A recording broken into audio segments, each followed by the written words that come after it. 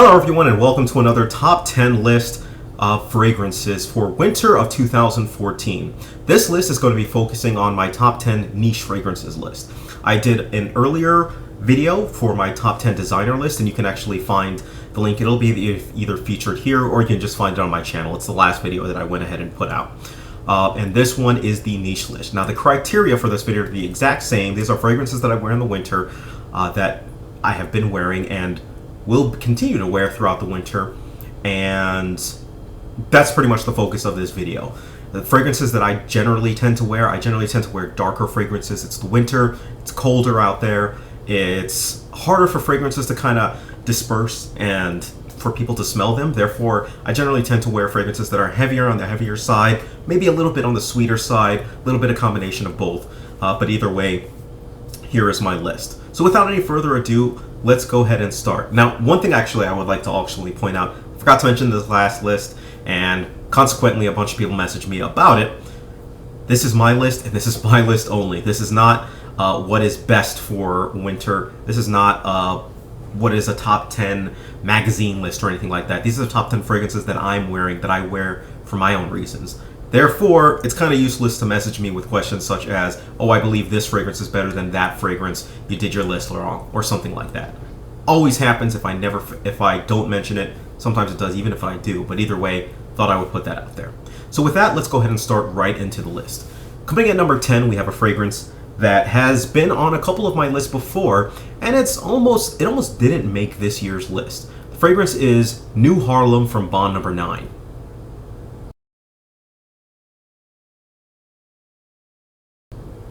Now, New Harlem has a special significance. The reason why it almost didn't make this list is I have heavily steered away from very, very sweet fragrances, and New Harlem, is where it lands for all intents and purposes. It's a very sweet fragrance that reminds me of breakfast. It's got a maple syrupy type of a smell to it. It has a decent patchouli smell. It has a little bit of citrus, but it has a heavy, very, I guess you could say, sickeningly sweetness type of a smell. It's high quality sweetness, don't get me wrong, but on the top of that, I really don't like going around as much as I did and smelling really too sweet. The scenarios that I generally tend to wear it are just casual scenarios when I've got nothing else to wear in the winter, and I feel like, I'm going to go outside, maybe I'm going to be around a lot of people, but I'm going to be outdoors, so it's going to be cold, I'm going to be bundled up, and there's really not going to be that much people interaction because, well, it's cold in the winter here in New York. So that's the time that I usually wear this. In fact, I've probably worn it once or twice already as it's gotten colder here. So New Harlem, that's where I actually wear it for, scenario wise, right? Coming in number 9, we have a fragrance that is actually a new fragrance to my list. I've seen it on a couple other reviewers, and that's what actually prompted me to go out and buy it. I think Renee was one. There was a couple other, maybe Steven was another. There's a couple other people who I saw this on their list. Checked it out, loved it. The fragrance is Duro from the House of Nasamaro.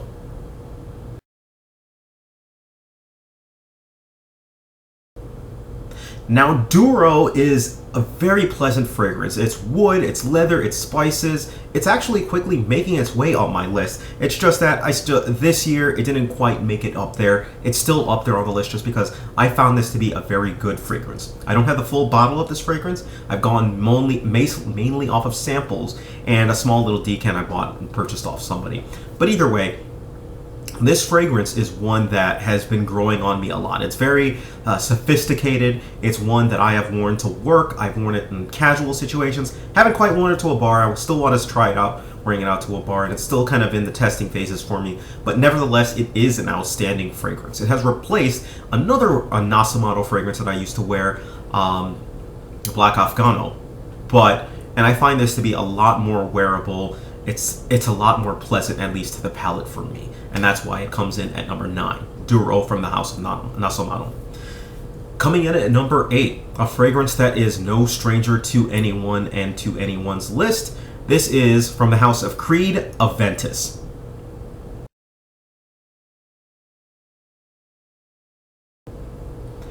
Now, Aventus is a fragrance that you usually don't find on any of my lists. And the reason why it is because I consider Aventus a year-round fragrance. I think that Aventus does well for any month of the year that you actually wear it, whether or not you want to wear it in the sweltering heat or you want to wear it in the blistering cold.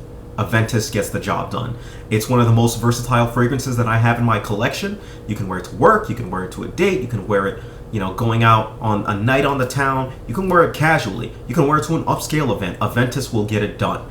And I find myself reaching more for Aventus mainly because of the fact that it has this nice appley citrus type of a vibe that kind of permeates the fragrance. And most of my fragrances that I wear in the winter are pretty dark.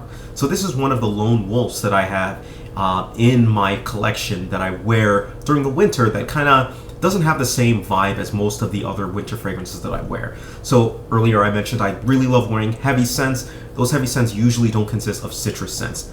Hence the term, hence where Creed's Aventus comes in. And that's why Aventus is on my list at number 8. Number 7 for my winter top fragrances list is from the house of by Kilian. The fragrance is none other than Straight to Heaven.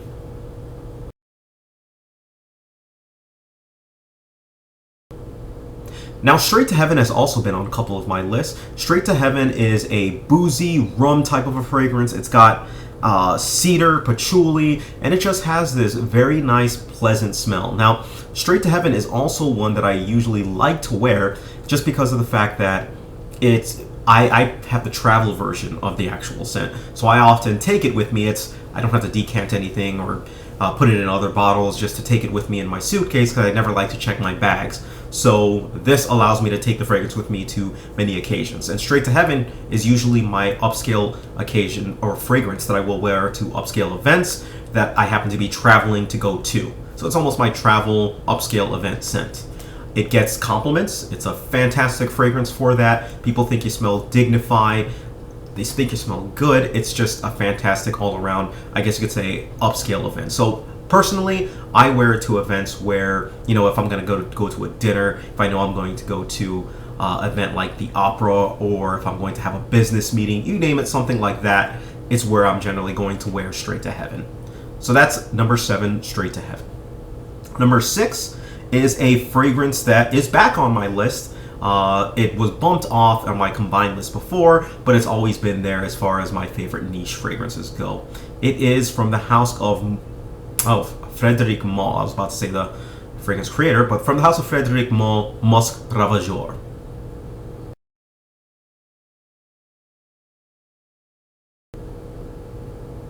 Now, Musc Ravageur, it used to be my favorite winter fragrance overall. It used to be my favorite fragrance overall, just period. It has since fallen from grace just a little bit, but it's now back a little bit heavier and in style. Musc Ravageur is a fragrance that I personally just love.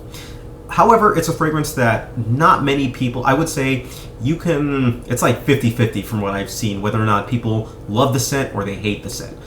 One thing is the reaction is usually visceral. It's usually heavy-handed in one way or the other. Either they absolutely hate the stuff or they absolutely love the stuff. I happen to fall in the camp where I absolutely love the stuff, and thus I wear it out a decent amount at this point now. Musc Ravageur is something that, to me, it's like a very heavy clove, vanilla type of a scent. It's very sensual. It's very up in your face. It's just so involved in depth.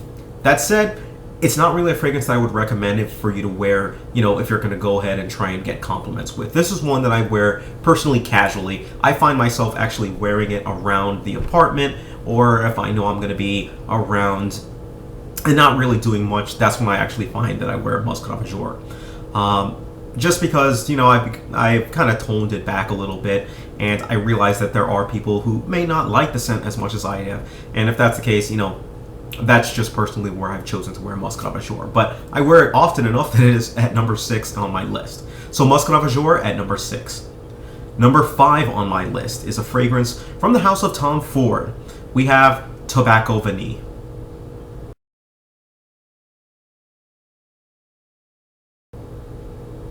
Tobacco Vanille, the first fragrance, I guess, on my list from the house of Tom Ford, to clue you into something else. But Tobacco Vanille is an excellent suit scent. This is one of my quintessential dark weather, heavy suit scents. This scent always gets me a compliment whenever I actually wear a specific suit with this thing, and it's a green, it's a green, olive green suit, basically, that for some reason pairs perfectly with the fragrance, and whenever I'm wearing it, it never fails to get me a compliment. And actually, that whole ensemble for some reason gets me compliments. I have this lighter green type of a tie, and I usually wear it with a backdrop of like a white shirt, and it's just in general, the whole thing just gets me compliments. And I always wear it with a suit. So Tom Ford's Tobacco Vanille, heavy tobacco scent, heavy vanilla scent. That's pretty much what you're getting. Just heavy tobacco, heavy vanilla, and that's Tom Ford's Tobacco Vanille, right? Coming in at number 4, we have one from the house of Le Labo. This is one fragrance that I actually don't have yet. It is none other than Poivre 23.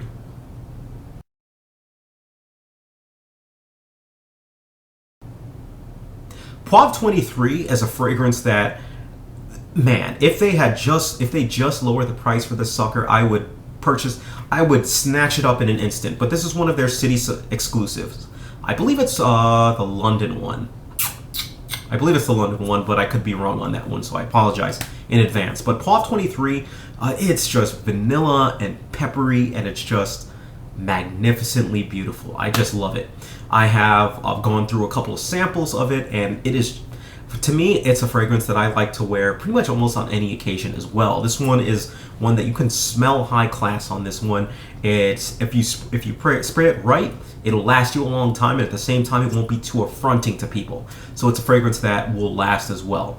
It's a fragrance that, on top of that, I wear, again, to any occasion, and Poivre 23 does the mark. Again, the one thing that I still haven't just knuckled under and bought it for is just because of the price. It's just too damn high for me at this point. Sorry. As much as I love it, and I do love it, man, it's number 4 on my list. Man, I'm just looking around for deals on it. That's all I can say for it until I get it. But either way, it comes in at number 4, Poivre 23. Coming in at number 3, we have another fragrance from the house of Creed.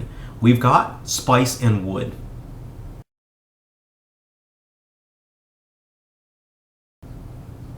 Spice and Wood, one of my, I guess you could say, more recent pickups. I picked it up this year. Is a fragrance that it's also another fragrance that I choose to wear as a lighter winter type of a scent. Still has the power to cut through the cold, but at the same time, it's a citrus scent, or like a citrusy, lighter type of a scent to it, and for that I appreciate it. It's the other Creed in this list. Aventus was the other one. Spices Wood is this one, and I have so much of it, and I've been spraying it around, wearing it out to a lot of occasions, and you can pretty much wear it to any occasion as well. It's highly versatile. I personally prefer to wear it to work. That's when I've been wearing it a lot, and it's done its job. So Creed's Spice and Wood. Fragrance coming in at number 2. We have another one from the house of Tom Ford. This one is called Tuscan Leather.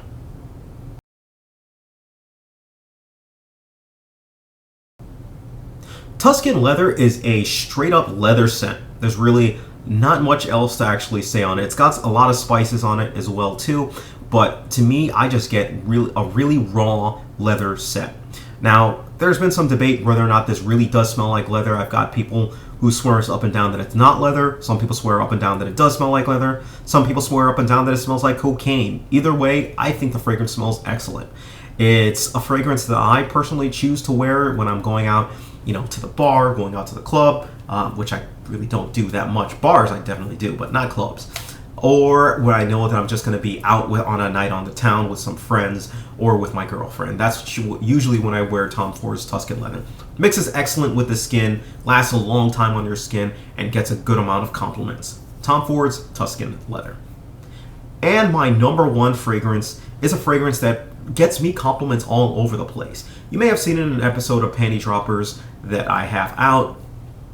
It didn't do its job there, but either way, it's one that I still swear by. It is from the house of Olfactive Studios, Chambre Noire.